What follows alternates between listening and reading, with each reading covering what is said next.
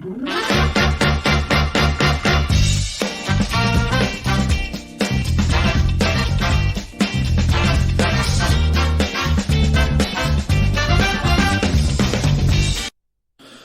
trajectoire prendre pour s'en sortir en République démocratique du Congo? Quelle réforme entreprendre pour mériter le statut de nation prête à défendre les intérêts de sa population, à défendre son intégrité territoriale, surtout vu le temps qui court, maintenant qu'on a attendu pratiquement un semestre avant le premier gouvernement du deuxième mandat de Félix Tshisekedi? Qu'est-ce qu'il faut attaquer en priorité? Nous recevons dans cette émission de la rédaction l'invité, Junior Koudoura, cadre de l'Union Sacrée. Bonjour et bienvenue. Bonjour Christopher et merci de me recevoir une nouvelle fois sur votre plateau. Merci beaucoup. Nous aimons beaucoup vos analyses politiques, surtout sur la situation du pays. Et la première question, elle est toute faite. Qu'est-ce qu'il faudrait attaquer en priorité, Junior Koudoura, selon vous, vu toutes les réalités que les Congolais vivent en ce moment? Je pense qu'il y a, comme nous le savons, des réformes prioritaires au niveau de la sécurité, au niveau des infrastructures, au niveau de la jeunesse. Et je pense aussi qu'il y a d'autres ministères qui ont des réformes qu'on peut mettre en place rapidement avant la fin des 100 jours du gouvernement pour donner l'impulsion. Je prends le cas par exemple de l'éducation, qui est un secteur qui me tient à cœur, moi-même père de famille et jeune Congolais. Je me dis qu'au niveau de l'éducation, en dehors les 100 jours, il faudrait que le ministère de l'Éducation, et comme on parle régulièrement de citoyenneté ces jours-ci, dans le cadre de la citoyenneté congolaise, revoie le contenu de nos manuels scolaires. Le fait d'avoir rendu ça gratuit déjà, ça ne suffit pas? Justement, la gratuité de l'enseignement est un pas qu'a lancé le chef de l'État, mais il faut aller à l'étape numéro 2, c'est-à-dire, au-delà de la gratuité, qu'est-ce qu'on enseigne à nos enfants? Notamment spécifiquement dans le contexte d'aujourd'hui de la guerre à l'est du pays. Je pense qu'aujourd'hui, l'une des réformes principales, majeures et rapides qu'on peut mettre en place, c'est de voir dans quelle mesure réformer les cours d'histoire qui sont enseignés aux jeunes à l'école pour mettre à jour les cours d'histoire que nous avons aujourd'hui. Depuis bien trop longtemps, depuis l'indépendance jusqu'aujourd'hui, à l'école aujourd'hui, ce qu'on apprend aux enfants, c'est la colonisation belge, Léopold II, tout ce qui est à l'avant-indépendance. Mais aujourd'hui, par rapport aux défis de l'heure, ça ne correspond plus aux enjeux d'aujourd'hui. Aujourd'hui, ce qui nous préoccupe, c'est la situation à l'est du pays, c'est le Rwanda avec qui nous sommes en guerre, et nous nous décrions tout le temps dans les médias que le Rwanda fait passer une mauvaise communication. À nous, Congolais, de faire passer la bonne communication, mais aussi d'informer la bonne histoire à nos jeunes Congolais. Alors que le Rwanda est mieux organisé en interne depuis les jeunes âges. Exactement. Donc, à mon sens, moi, j'estime qu'aujourd'hui, il faut faire une croix sur tout ce qu'il y a trait à la colonisation belge dans les cours d'histoire de notre pays.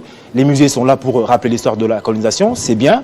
Mais aujourd'hui, à l'école, ce dont on a besoin d'enseigner, c'est l'histoire du conflit entre la RDC et le Rwanda, les enjeux stratégiques qu'il y a là-bas, et les intérêts congolais, pour que les Congolais, les jeunes d'aujourd'hui, comprennent l'intérêt d'être citoyens, comprennent l'intérêt de sauvegarder notre pays et comprennent les dangers face auxquels nous sommes, mais leur génération aussi. Mais il n'y a pas que le Rwanda. Pour vous, ce sera toujours le cas? Ce conflit sera éternel, même 20 ans, 30 ans plus tard? C'est un conflit parlera toujours du conflit RDC-Rwanda? C'est un conflit qui, aujourd'hui, est intrinsèquement lié au Congo. Depuis, aujourd'hui, plus de 20 ans, nous sommes en conflit avec le Rwanda. C'est pour moi une occasion de rebondir.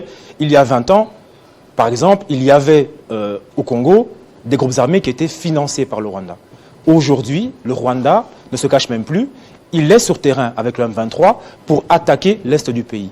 Dans 5 ans, dans 10 ans, le Rwanda sera nécessairement, et son armée nécessairement au Congo, au vu et au su de tous pour nous faire la guerre. Ça veut dire quoi? Ça veut dire que nous devons nous préparer en conséquence dans l'éducation et la citoyenneté de nos populations, mais aussi militairement.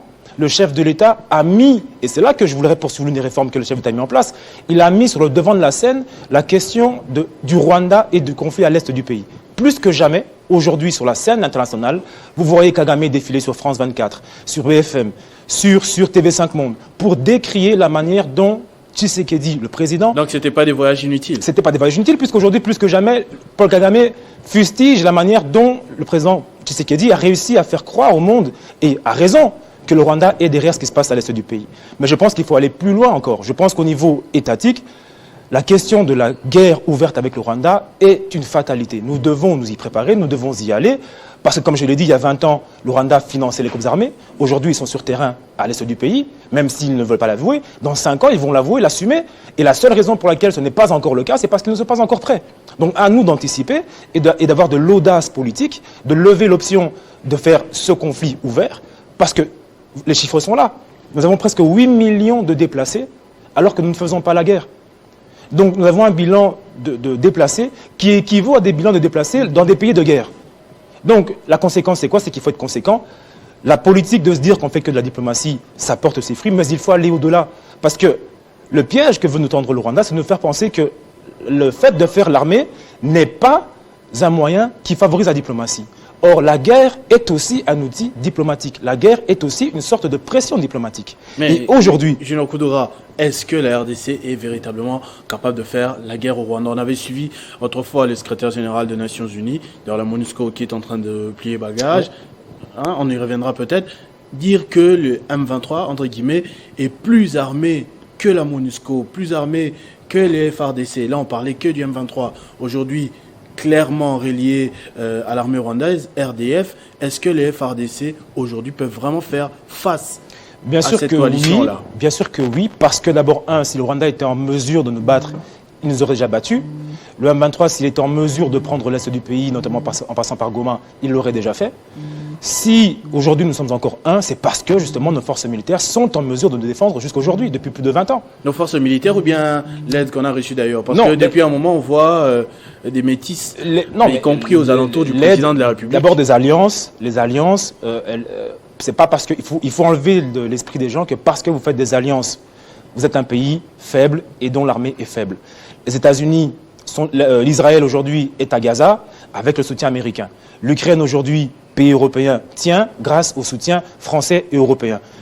Il a été reproché à Sarkozy à l'époque, même puissance française qu'ils étaient, d'avoir fait la guerre en Libye de manière unilatérale. Il a été reproché à l'époque aux Américains d'avoir fait la guerre en Irak de manière unilatérale. Aujourd'hui, le système des pays fait qu'on ne peut pas, aucun pays du monde ne fait plus la guerre seul. Donc les alliances sont nécessairement un moyen. On a essayé l'Ouganda poignarder dans le dos, on a essayé le Kenya poignarder dans le dos. Bien sûr. Les Sud-Africains, on a l'impression qu'ils font du tourisme, mais on va se relier à qui? Nous devons être conséquents. Aujourd'hui, le souhait émis par le gouvernement est que la MONUSCO évacue progressivement. Ça veut dire que nous sommes, premièrement, d'abord, bientôt, nous serons liés et nous serons face à nos propres responsabilités en termes d'armée. Nous devons avoir une armée forte et capable de tenir le pays. Et deuxièmement, c'est des alliances. Des alliances avec qui? Avec des vrais partenaires. On doit être conséquents. Si nous estimons que les Occidentaux sont complices du Rwanda, ça veut dire qu'on ne peut pas être en alliance avec eux. Donc il faut se tourner vers des alliés de l'Orient peut-être, la Russie, pour les circonstances qui sont les nôtres, avec des partenariats clairs et assumés. Mais aujourd'hui, dire que parce qu'on fait des alliances avec des pays, on est faible, comme c'est le cas, parce qu'on dit oui, on a fait des alliances avec les pays voisins, etc., etc., etc. Non. Le monde aujourd'hui, tous les pays du monde, même militarisés, font des alliances contre certains pays. Et c'est ça même la diplomatie, c'est ça même le jeu politique international. Donc, faire des alliances, oui, mais avec qui? Ça, c'est la vraie question. Moi, je pense qu'effectivement, si on estime qu'il faille que la MONUSCO parte, c'est l'Europe et l'Amérique, donc allons vers l'Orient. Et assumons nos choix. L'Orient, c'est-à-dire, il faut le dire clairement. Moi, je pense à la Russie. La Russie elle-même est une superpuissance. Est-ce que ça ne se termine toujours pas mal pour toutes les personnes qui prennent cette voie-là? Mais non, c'est courageux, certes, mais comment ça se termine souvent? Mais c'est contextuel, d'abord, et c'est une question d'intérêt. Nos intérêts ne convergent pas aujourd'hui avec l'Occident, avec une complicité avérée. Tournons-nous vers des partenariats qui nous serviront à nous. Et faire des alliances, il faut l'assumer, c'est comme ça que ça fonctionne, dans le monde entier. Même la Russie, aujourd'hui, se rapproche de la Corée du Nord dans son conflit avec l'Ukraine. Pourtant, la Russie est une puissance nucléaire. Même la France, dans tous les conflits du monde où elle participe, il y a des coalitions internationales. L'OTAN existe parce que, même si nous sommes des superpuissances, tout fonctionne sur base d'alliances. Mais nous devons assumer notre politique. Le chef de l'État est fort dans la diplomatie qu'il a mise en place, puisqu'aujourd'hui Kagame est mal à l'aise. Mais aussi, je dis qu'il faut sérieusement considérer le fait que nous allons bientôt nécessairement, imposés par le Rwanda, aller en guerre et donc devons nous préparer en conséquence. Julien Koudoura, j'ai aussi l'impression qu'on parle trop de guerre, presque que de la guerre en ce moment en République démocratique du Congo. Mais est-ce qu'il nous arrive parfois de penser à l'instant d'après? Et quand la guerre sera finie, on aura droit à quel pays? Un désert, un lambeau, des gens éduqués que à survivre ou à gagner la guerre, mais après on fait quoi? Il n'y a pas de Silicon Valley ici, tout le monde pratiquement à l'université étudie la même chose aujourd'hui. Oui, je pense qu'aujourd'hui notre modèle d'éducation, de l'école primaire à l'université, ne correspond pas aux enjeux que nous avons au Congo. On a parlé tout à l'heure d'éducation de base. Oui, maintenant au niveau universitaire, vous regardez, nos universités produisent des économistes et des juristes, uniquement en majorité, dans toutes les universités que nous avons, alors que notre pays... Des chômeurs. Des chômeurs, parce qu'on produit des économistes et des juristes, dans un pays qui est agricole et dans un pays qui est en reconstruction. Donc, parallèlement, on ne produit pas assez d'agronomes, on ne produit pas assez de formation professionnelle, donc des métiers manuels, pour construire le pays. Ça fait que d'un côté, on produit des chômeurs en puissance, économistes et juristes, qui pensent tous que l'Eldorado, c'est la politique, c'est l'administration publique ou c'est les banques et les télécoms. Et donc, il y a un trop-plein d'économistes et juristes là-bas, et donc, le reste sont des chômeurs. Et de l'autre côté, on a l'agriculture qui est délaissée, la construction du pays qui est délaissée. Aujourd'hui, même si nous allons, au niveau de la sous-traitance, faire des efforts, comme le fait le chef de l'État et le DG de l'ARSP, pour permettre aux Congolais d'intervenir dans la sous-traitance des marchés congolais, mais ça veut dire que la sous-traitance, c'est le marché de prestation de services. On voit de plus en plus, sans vous interrompre, des Turcs. Voilà, la construction, pratiquement, dans la publicité, exactement. Ils font tout en un temps record. La sous-traitance, c'est la prestation de service. Donc, vous devez former des gens qui puissent répondre à cette sous-traitance-là, même si elle est ouverte aux Congolais. Or, si vous n'avez pas ces profils qui puissent fournir des services, des produits, des équipements, etc., de la logistique, vous serez contraint de donner ces marchés-là aux étrangers. Vu que c'est un choix indépendant, Junior Koudoura, quelle réforme courageuse faut prendre pour inciter les apprenants à aller vers ces facultés? Il faut donc, à mon avis, au niveau des universités, limiter, je pense que le ministère de l'Enseignement supérieur doit limiter chaque année le nombre d'étudiants qu'on puisse inscrire dans les universités, dans la faculté de droit et d'économie. Je pense qu'il faut les limiter pour décourager les jeunes à systématiquement aller à l'économie et au droit, pensant que c'est là-bas l'Eldorado. Parallèlement à ça, il faut favoriser les autres universités et instituts, comme les autres facultés, comme la faculté d'agronomie, en par exemple baissant les coûts du Minerval d'inscription, en baissant les coûts des tests d'admission, en donnant des financements publics aux jeunes de la faculté d'agronomie qui se seraient distingués à l'issue de leur cursus, en leur donnant des lopins de terre qu'ils pourraient exploiter sans payer d'impôts, sans payer de taxes, par exemple, durant une certaine périodicité, donc un moratoire, permettant à la faculté d'agronomie qui correspond aux besoins dont nous avons d'être boostée par des mesures incitatives de l'État. Il faut donc rééquilibrer l'éducation par rapport aux enjeux qui sont les nôtres. La Fondation Nyakirou, je pense, par le programme Excellencia, encourage les jeunes de l'école primaire qui se sont distingués à avoir des bourses pour partir à l'étranger. C'est une fondation qui le fait. Donc, au niveau étatique, nous devons copier ce genre de modèle pour faire mieux, à plus grande échelle. Et non seulement pour transmettre les jeunes, pour avoir de l'intelligence, enfin de l'expérience étrangère, mais pour financer des jeunes congolais dans le secteur dont on a besoin au Congo, avec des compétences congolaises. Si une fondation comme la Fondation Nakuru l'a fait, a fortiori, l'État doit être en mesure de porter ce projet à une échelle publique. Et donc, dans ce sens-là, il faut voir avec le ministère de l'Agriculture et de l'Enseignement, de manière bilatérale, comment favoriser à la fois le transfert des étudiants vers des facultés qui correspondent aux besoins qu'on a, et voir aussi avec le ministère de la formation professionnelle comment investir massivement dans la formation des jeunes pour la construction et les métiers manuels. Nous sommes un pays qui manque d'infrastructures de manière criante. Il faut des ouvriers. C'est bien beau d'avoir des jeunes étudiants économistes et juristes, mais si ça ne correspond pas aux besoins, et le pays perd, et ses étudiants perdent. Donc la meilleure façon de résorber le chômage, c'est de créer les conditions de l'emploi. Et les conditions passent par la manière dont nous organisons nos sociétés, nous organisons nos universités. De l'école primaire, on doit renforcer aussi les cours d'agronomie, la culture agricole de notre pays, en parler aux enfants, en parler aux jeunes pour qu'ils comprennent les enjeux et le potentiel que nous avons en termes agricoles. À l'université, favoriser les facultés d'agronomie par le Minerval, comme je l'ai dit, par des bourses, par des financements peut-être à taux zéro, à défaut d'avoir une banque agricole, mais des financements publics à taux zéro, parce que c'est facile pour l'État de savoir combien d'étudiants agronomes nous avons au Congo chaque année. Sur base de ce chiffre-là, combien finissent chaque année? Sur base de ce chiffre des personnes qui finissent, combien pouvons-nous les financer pour lancer un projet de business à hauteur de 10 000, 15 000, 20 000, 50 000 $ par étudiant qui aurait excellé dans son domaine à l'issue d'un projet qu'il aurait présenté? Quelles sont les terres qu'on peut disposer pour les jeunes Congolais? Nous disposons des terres aujourd'hui pour des entrepreneurs, pour des investisseurs. Pourquoi ne pas disposer des terres pour des jeunes locaux congolais qui veulent investir dans l'économie? Ce sont des mesures qu'on peut mettre en place rapidement. Tout ceci demande énormément d'amour, surtout quand vous parlez de l'orientation des jeunes qui vont peut-être passer par un certain sacrifice. Mais qu'est-ce que aujourd'hui le Congo offre comme spectacle à toutes ces personnes qui ont envie de rêver? Parce que quand on est dans les débats publics congolais, c'est lundi détournement, mardi détournement, mercredi scandale et ainsi de suite.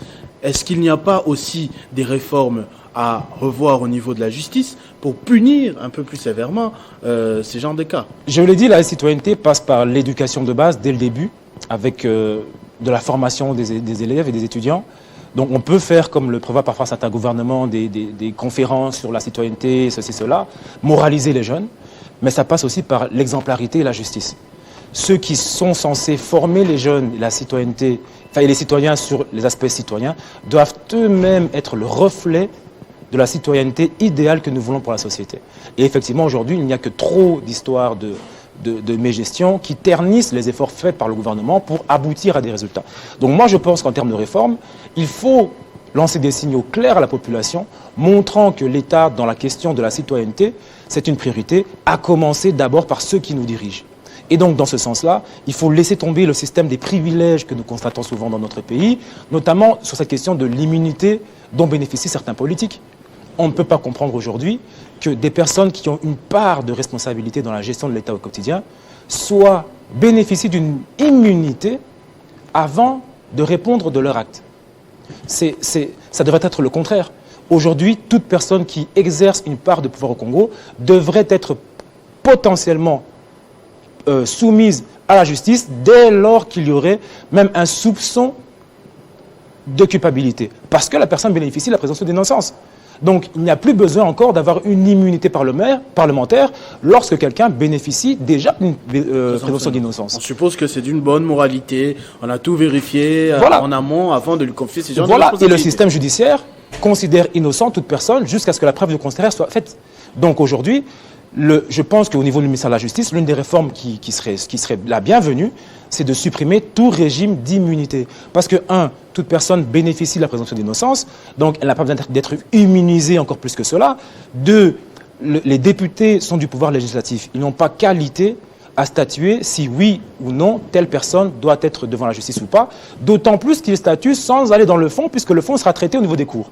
Donc vous dénaturez la fonction juridique et judiciaire pour la donner à des députés qui n'ont pas de qualité. Et puis de 3, la population se sent lésée lorsque elle ne bénéficie d'aucune immunité, lorsque par exemple elle pose des actes, mais que des élites qui gèrent l'État et qui engagent l'État bénéficient d'une immunité. Donc il faut rééquilibrer les pouvoirs et je pense qu'au niveau de la justice, la question de l'immunité parlementaire doit être revue. Je pense qu'il n'y a pas besoin d'avoir des immunités parlementaires dans un pays où nous disons être démocratique, dans un pays où les gens bénéficient tous à titre égaux de la présomption d'innocence. Et ne serait-ce que pour cette question-là, il faudra nécessairement réviser la Constitution, à mon avis. Ah, vous êtes pour ce débat-là? Non, aujourd'hui, des questions comme celle-là, des réformes comme celle-là, qui serait bénéfique à la population de mettre tous les Congolais sur un même niveau d'équité et de justice, ce serait un signal fort que de dire qu'au Congo, personne n'a d'immunité. Mais pour que ça soit le cas, il faut passer par une révision de la Constitution. Puisque c'est niveau-là, ou bien beaucoup il y a plus. beaucoup Parce de que c'est un débat très ouvert en ce moment. Il y a beaucoup. Il faut pas rendre le débat, comme le fait parfois l'opposition, hystérique autour de la révision de la Constitution. Toute Constitution est révisable. Simplement, il y a des matières qui sont non révisables de par la décision de la Constitution. Mais toute constitution est révisable, pour la simple et bonne raison que les mœurs et la vie et les populations évoluent. Et donc, la loi étant le reflet de la société, ne peut qu'évoluer. Mais il y a des principes sacro-saints qui ne changeront rien, qui ne changeront jamais. Mais toute constitution est révisable. Donc, dire que changer la constitution, c'est un crime, non. Aujourd'hui, je vous parle de l'immunité parlementaire. 80% des Congolais voudraient qu'aucun député ne bénéficie d'une immunité parlementaire. 80% des Congolais au minimum. S'ils votent oui pour ça, il faudra réviser la Constitution. Aujourd'hui, par exemple, on vous dit que le mode électoral a permis à ce que le mode d'élection à la proportionnelle a permis à ce que tous les partis politiques qui avaient leurs meilleurs élus aient un siège de député. Mais ce mode ne permet pas à ce que les plus grands élus soient élus de manière directe par rapport au total des voix qu'ils ont eu. Ça favorise les partis politiques, mais ça défavorise la population. Il faudra réviser les textes. Donc, réviser la Constitution, ce n'est pas le problème. C'est la réviser dans le cadre de la loi et dans le cadre des matières qui sont autorisées à être révisées. C'est simple. Aujourd'hui, par exemple, nous étudions au Congo, on nous dit que la langue officielle, c'est le français. Le français est la 5e ou 6e langue dans le monde. Deuxième chose, la France et la francophonie perdent de son influence en Afrique et spécifiquement au Congo. Troisième chose, nous avons nos propres langues nationales. Nous sommes un pays continent. Pourquoi est-ce que le français serait la première langue de notre pays officiellement ?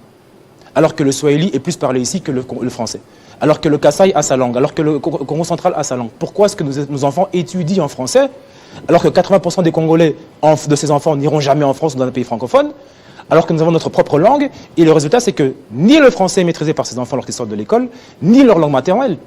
À un certain moment, je crois que sur les monnaies, il y avait même des traductions voilà. au niveau de la Banque centrale. Hein. Voilà. Donc nous sommes dans le cadre le cadre de la citoyenneté, il faut être cohérent. Je le dis, il y a les contenus de ce qu'on enseigne à nos enfants, il y a aussi certains principes citoyens, mais qui sont forgés dans la Constitution. Et pour revenir à ces principes traditionnels, culturels qui sont les nôtres et qui font notre citoyenneté, il faudra réviser la Constitution.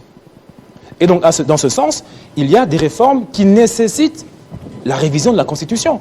Si on ne veut plus dépendre des Français, parce que notre Constitution, elle est calquée sur le modèle belge, il faudra, pour plus d'authenticité, revenir à cette Constitution. Mais est-ce que ce n'est pas pour tenter de s'éterniser au pouvoir? Parce que tout le monde veut qu'il y ait des réformes, qu'il y ait révision, si possible, pour enlever les immunités des députés. Je crois que tout le monde sera d'accord. Mais si c'est pour pousser le président de la République qui est là à rester le plus longtemps possible, vous savez que ça va poser problème. Mais ni le président de la République, ni la première ministre, ni le porte-parole du chef du gouvernement, ni aucun membre de la majorité n'a dit que la révision constitutionnelle, d'abord, c'était la volonté claire du chef de l'État et qu'elle serait consacrée à telle ou telle matière. Mais des réformes profondes du pays commencent d'abord par avoir une constitution qui soit le reflet de votre réalité du pays. Donc vous ne pouvez pas dire que vous voulez des réformes profondes sans profondément réformer notre premier texte, qui est la Constitution. Il faudrait d'ailleurs même commencer par là. Il faut dire la vérité aux Congolais, mais bien l'expliquer. La communication, c'est les demi-vérités, mais il faut être franc. Oui, il faut réviser la Constitution pour des matières précises. Et oui, la Constitution permet que certaines matières ne soient pas révisées. Donc il n'y a pas de raison de craindre une révision. Pour terminer, Junior Koudoura, je vous fais la passe. Est-ce que vous pouvez dire, à votre avis, ce que représentent les caractéristiques d'un Congolais qui aime le Congo? Comment il devrait se comporter? Pour terminer, c'est le discours que vous avez face à la caméra. C'est un Congolais d'abord qui maîtrise l'histoire de son pays, à travers justement ce qu'on enseigne à l'école. Je le dis, réformer les manuels scolaires. On demande donc dans ce cadre-là au ministre de la Jeunesse de mettre en place un caucus de professeurs, d'historiens, de philosophes congolais pour réécrire le narratif de notre pays selon notre histoire à nous, que nous inculquerons à nos populations. Ça permettra à ce que nos populations comprennent qu'est-ce que nous sommes, qui nous sommes et donc pourquoi défendre notre pays. C'est aussi la justice, un Congolais qui se sent dans un pays où il y a la justice et cette justice doit être incarnée par des valeurs que incarnent et portent nos dirigeants lorsque eux-mêmes font état de citoyenneté et parlent de citoyenneté à la population. Et donc, dans ce sens-là, il faut des mesures fortes de justice dès cette instance-ci, des projets de loi, donc je pense, pour lancer des signaux pour dire qu'il y a effectivement des réformes qui sont faites dans le cadre de la justice et de l'égalité des peuples. Et c'est un citoyen qui est concerné par son pays, qui est travailleur. Oui, l'État a sa part de responsabilité dans le chômage, dans l'emploi, mais je rappelle que l'État met en place les conditions pour la création d'emplois, mais que la création d'emplois dépend de l'initiative des populations et des jeunes eux-mêmes. Il y a énormément de potentiel dans les jeunes Congolais.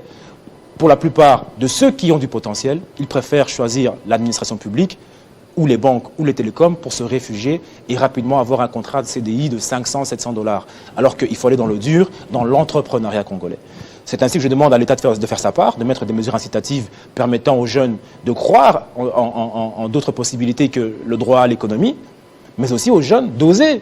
Parce que dans tous les pays du monde, même si on met les conditions d'entrepreneuriat, il y a des business qui marchent et des business qui ne marchent pas. Il y a de l'entrepreneuriat qui marche et de l'entrepreneuriat qui ne marche pas.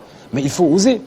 Et ça, c'est à nous donc, les jeunes, d'être à la fois instruits sur notre histoire, de deux, d'être à la fois patriotes, de trois, d'oser et de se battre pour notre pays. Il y a des pays où il y a le chômage, notamment dans les pays arabes, mais le patriotisme n'a rien à voir avec le chômage. C'est l'amour du pays. Il y a des pays, les pays les plus en guerre dans le monde sont les pays qui ont le plus grand nombre de patriotes dans le monde. Donc, à un moment donné, c'est aussi à nous de défendre notre pays plus que toute autre chose. Merci. Merci beaucoup, Junior Koudoura, cadre de l'Union Sacrée, pour votre analyse politique sur la situation de l'heure dans le pays. Nous nous retrouverons à la prochaine occasion. C'est moi qui vous remercie et à très bientôt. Merci également à vous d'avoir suivi cette émission de la rédaction, l'invité. Vivez heureux, vivez 100 ans, mesdames et messieurs.